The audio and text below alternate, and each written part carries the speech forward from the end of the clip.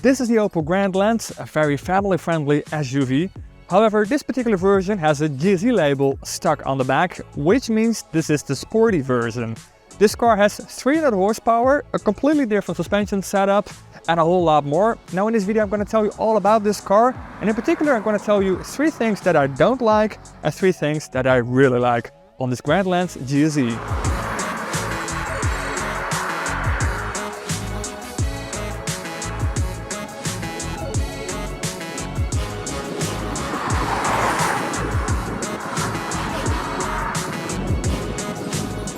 Welcome in the Grandland GSe, the Grand Sport Electric, because that is what GSe stands for nowadays.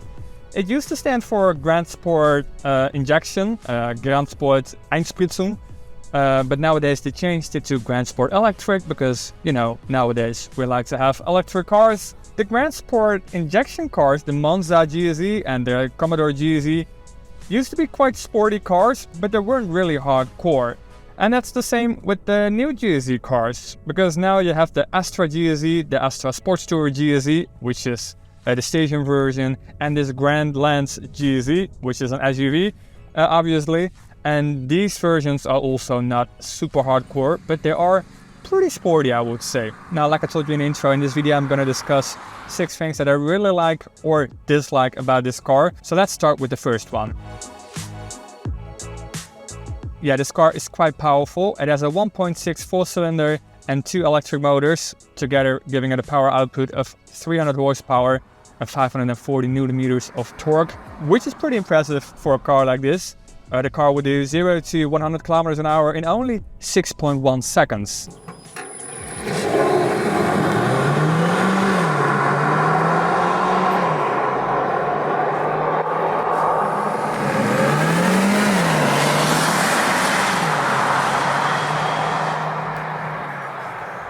Yeah, that's quite good, considering this is a family-friendly SUV after all.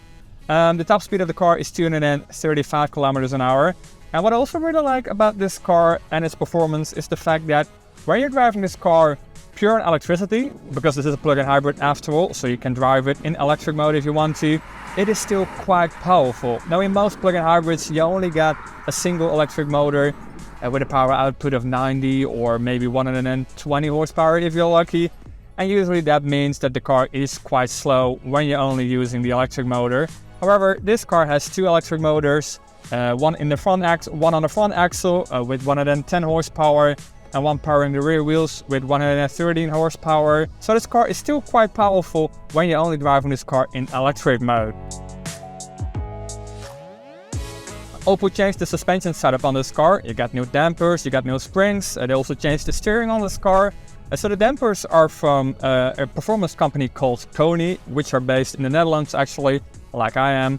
And the springs on this car are quite firm. They're not too firm, so this is still quite a comfortable car, I'd say. But if you're going over bumps, you can really notice the firm setup on this car, which means this car is also a lot more fun to drive than a regular Grandland. You really can take high-speed corners with this car without any problems, to be honest. I'm quite amazed by it. I thought the car wouldn't be that impressive on the road, but to be honest, it is a really fun car to drive. Also because it changed the steering setup, so the steering is way more direct than in a regular Grandland. And because of that, you can push the car a lot harder, because it is just way easier to know where the limits are, because the steering wheel and the front wheels will tell you.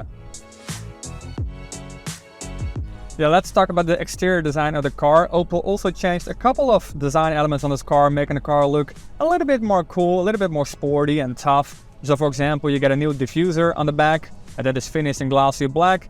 You also get some new wheels. They are 19-inch and they have the same design as the wheels from the Opel Manta Resto mod, which was the first car with the GSe label.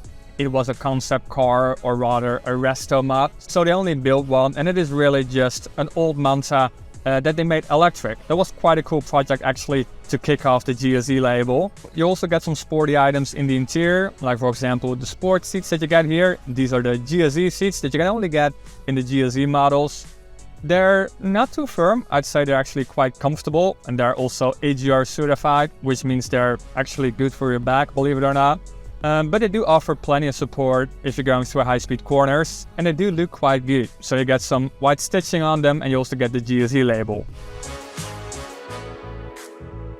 Then let's talk about a couple of things that I don't really like on this car.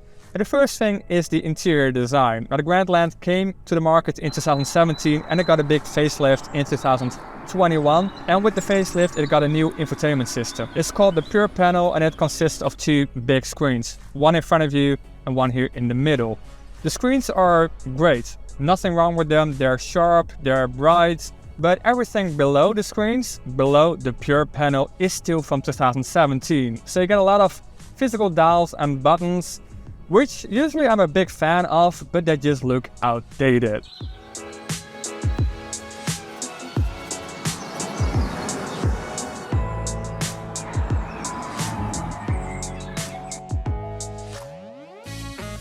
The second thing that I don't really like on this Grandland GSe is the luggage space, because it is quite small.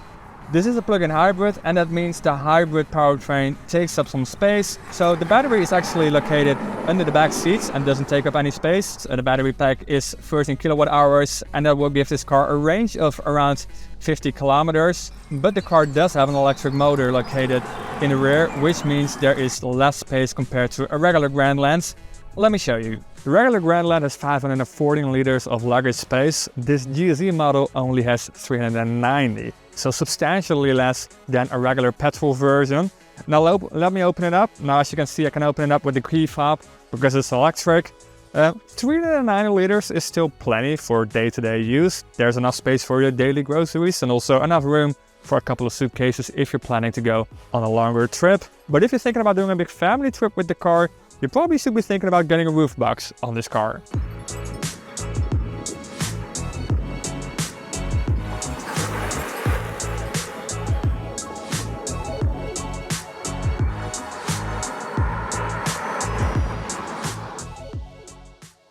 And the last thing that I don't like on this car is the fact that this car only has the full power output when the battery is charged. Now, like I said, this car has a range of around 50 kilometers. And after that, the power just goes down on this car, because then you're only left with the petrol engine, and the electric motors will only work when you're doing lower speeds. Now, I do have to say, when the battery is empty, you do still get a little bit of a kick from the electric motors, because there's always a little bit of power left. And I think the engine is powering the battery a little bit, so you can always have a little bit of a kick from the electric motors. But it's only for a short amount of time. So that means that you can have a lot of fun with this 300 horsepower Grandland, but not all the time.